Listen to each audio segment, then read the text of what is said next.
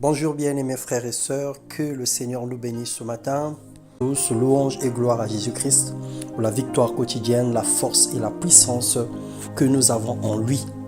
Ce matin, nous allons parler et partager la parole de Dieu sur le thème du combat spirituel qui a des réalités et également des vérités. Et nous voulons par la grâce du Seigneur en parler ce matin. Il est écrit dans le livre des Éphésiens, le chapitre 6, le verset 12, « Car nous n'avons pas à lutter contre la chair et le sang, mais contre les dominations, contre les autorités, contre les princes de ce monde de ténèbres, contre les esprits méchants dans les lieux célestes. » Mon frère, ma sœur, le combat spirituel est une réalité authentique. En faisant le pas du monde vers l'Église, des ténèbres vers la lumière, de la mort vers la vie, naturellement, à cause de la conversion, un combat spirituel s'installe et se crée dans notre vie, entre notre âme et la parole de Dieu, et entre notre esprit et les esprits démoniaques. Simplement parce que le diable voudrait nous ramener aux choses que nous avons vomies. Le simple fait d'appartenir à Jésus-Christ fait de nous ennemis du diable. Automatiquement, nous devenons ennemis du diable lorsque nous acceptons le Seigneur Jésus-Christ.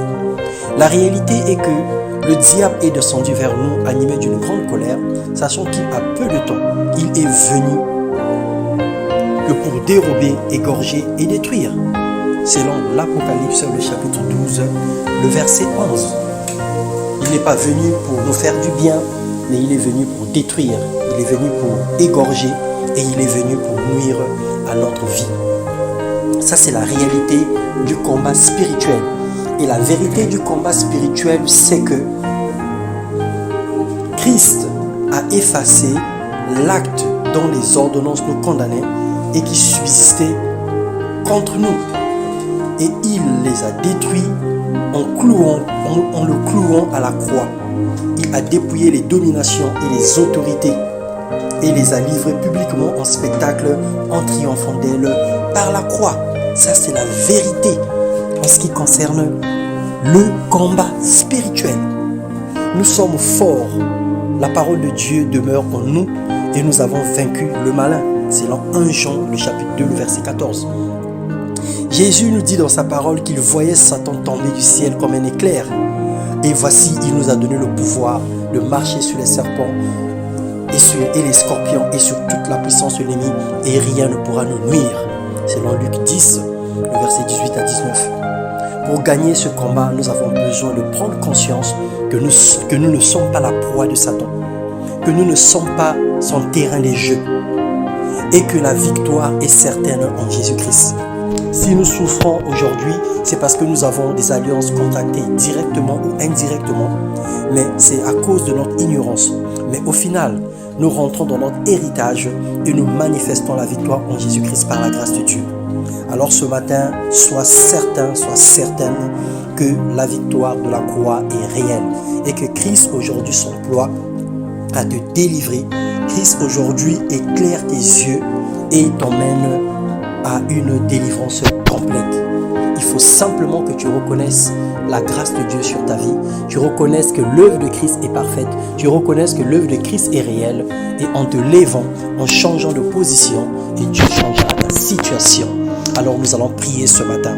Seigneur, nous te rendons grâce et nous te bénissons pour ce que tu as accompli à la croix il y a plus de 2000 ans. Ce matin, dans le nom puissant de Jésus, nous renversons toutes les forteresses de l'ennemi, nous renversons toutes les forteresses du diable. Nous nous levons contre tout projet diabolique et satanique manifesté dans nos vies sous quelque forme que ce soit, au nom puissant de Jésus.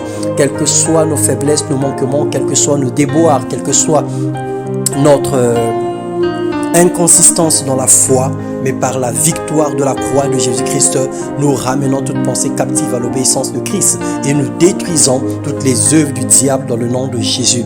Parce qu'il est écrit qu'ils l'ont vaincu à cause du sang de l'agneau et à cause de la parole de leur témoignage.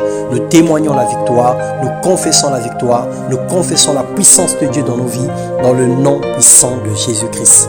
Que le Seigneur vous bénisse et qu'il vous comble de sa grâce et que vous expérimentez la délivrance dans le nom de Jésus-Christ. Que plus rien ne puisse nuire à votre vie, que plus rien ne puisse stopper votre progression, parce que Christ est vivant.